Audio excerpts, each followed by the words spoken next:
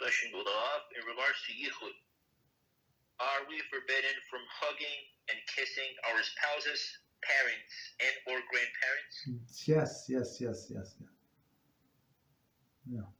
Our parents, there is no problem, but their parents, yes. And it's actually it's not halacha, but we have tradition. Then father, after his daughter get married, so don't touch her, don't hug her. Right. With his brothers, it was always, but with the father, like after she got married.